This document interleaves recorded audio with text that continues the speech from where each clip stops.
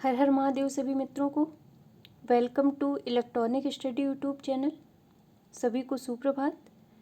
Daily current affairs की series में आज ये हमारी 21वीं नंबर की वीडियो है और आज भी हम सेशन के लास्ट में स्टैटिक जीके के कुछ उन क्वेश्चंस को देखेंगे जिनको एक बार हम पहले कर चुके हैं, तो रिवीजन के तौर पर लेंगे उसको।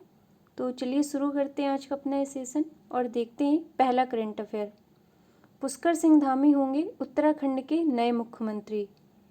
अभी कल ही मैंने आपको बताया था कि विगत 10 मार्च को शपथ लेने वाले तीरथ सिंह रावत ने उत्तराखंड के मुख्यमंत्री पद से इस्तीफा दे दिया था। तो अब उत्तराखंड के नए मुख्यमंत्री के रूप में कौन शपथ लेंगे, तो ये पुष्कर सिंह धामी होंगे। यदि वर्तमान की बात की जाए तो वर्तमान में उत्तराखंड की राज्यपाल बेबी रानी मौर्य हैं। अगला देखते हैं। शीर्ष para high jumper Mariyappan Thangavelu को टोक्यो पैरा ओलंपिक में भारतीय दल का ध्वजवाहक घोषित किया गया है। इनके विषय में एक महत्वपूर्ण तथ्य ये है कि इन्हें 2020 में राजीव गांधी खेल रत्न पुरस्कार से सम्मानित किया गया था। यह एक पैरा एथलेटिक्स हैं। यदि 2020 की बात की जाए तो 2020 में जो 5 लोगों को राजीव गांधी खेल रत्न पुरस्कार दिया गया था उनमें से एक मरियप्पन थंगावेलु भी थे। अब ओलंपिक की बात हुई है तो जानते हैं जो टोक्यो ओलंपिक जिनका आयोजन 2021 में होने जा रहा है, ये हमारे 32वें नंबर के ओलंपिक होंगे जिनका आयोजन 23 जुलाई से 8 अगस्त के बीच में होगा।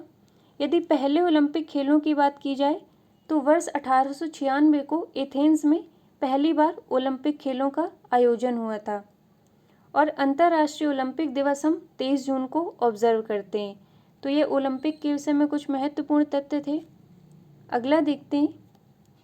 WHO ने 70 साल के प्रयास के बाद चीन को मलेरिया मुक्त घोषित कर दिया है। अब मलेरिया की बात हुई है तो इसका वाहक जानते हैं कौन होता है, तो मलेरिया का वाहक होता है मादा एनाफिलीज। और यदि जनक की बात की जाए तो प्लाज्मोडियम प्रोटोजोआ मलेरिया का जनक होता है। अब अपने भारत में इसका उन्मूलन लक्ष्य क्या रखा गया है, तो भारत में मलेरिया उन्मूलन का लक्ष्य 2030 रखा गया है। यदि पूरे विश्व की बात की जाए कि पूरे विश्व में मलेरिया को कब तक समाप्त करना है, तो ये 2027 रखा गया है। अब यहाँ पर WHO की बात हुई है तो इसके बारे में भी जानते हैं। इसका पूर्ण रूप वर्ल्ड हेल्थ ऑर्गेनाइजेशन होता है जिसकी स्थापना 7 अप्रैल 1948 को होती है।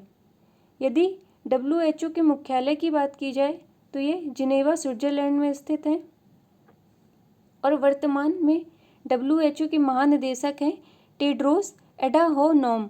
और यदि उप महानिदेशक की बात की जाए तो WHO की वर्तमान उप महानिदेशक हैं सौम्या स्वामीनाथन। और आप देखते होंगे 7 अप्रैल को ही हम विश्व स्वास्थ्य दिवस ऑब्जर्व करते हैं।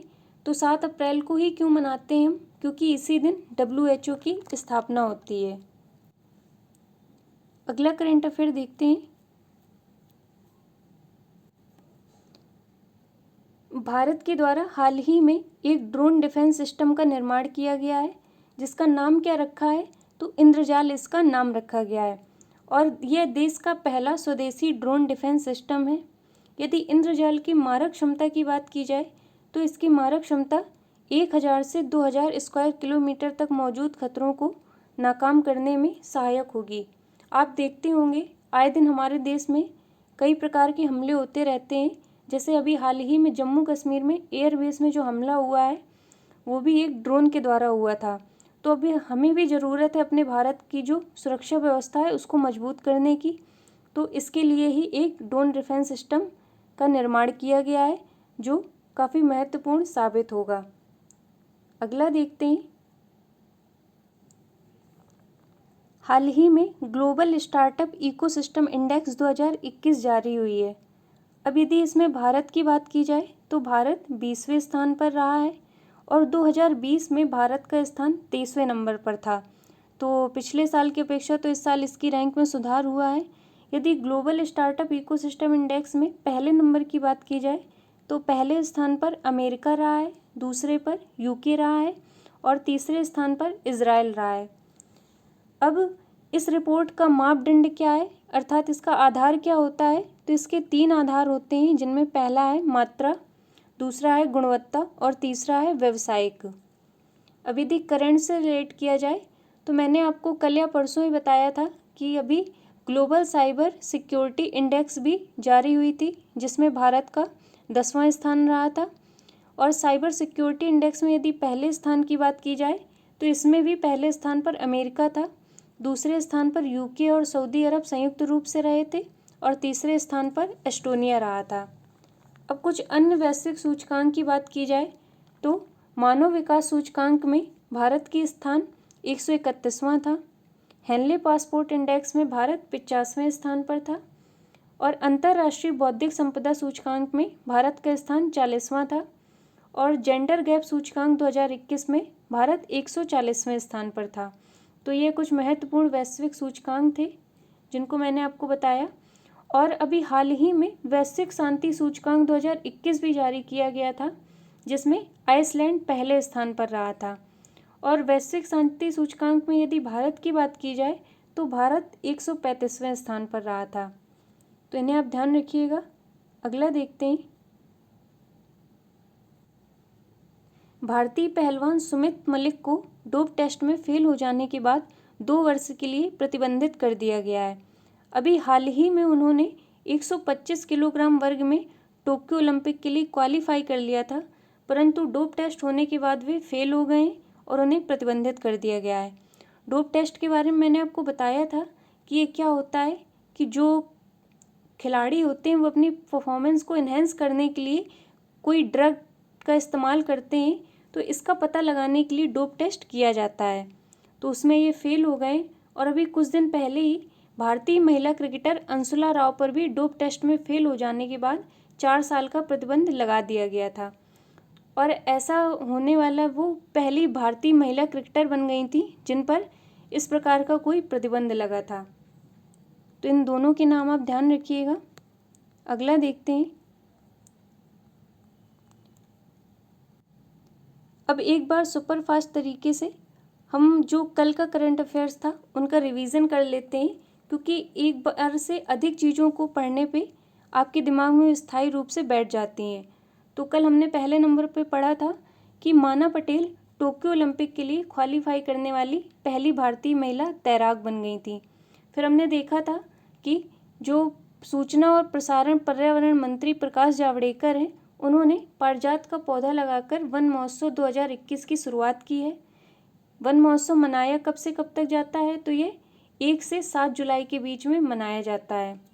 और हाल ही में जंपिंग स्पाइडर प्रजाति खोजी गई थी जिसका नाम 26/11 के आतंकी हमलों में शहीद हुए तुकाराम ओमले के नाम पर ICS तुकारामी रखा गया था। फिर हमने अगला पढ़ा था कि भारतीय क्रिकेट कंट्रोल बोर्ड BCCI ने प्रतिष्ठित राजीव गांधी खेल रत्न पुरस्कार के लिए R अश्विन और महिला क्रिकेटर मिताली राज के नाम की सिफारिश की थी।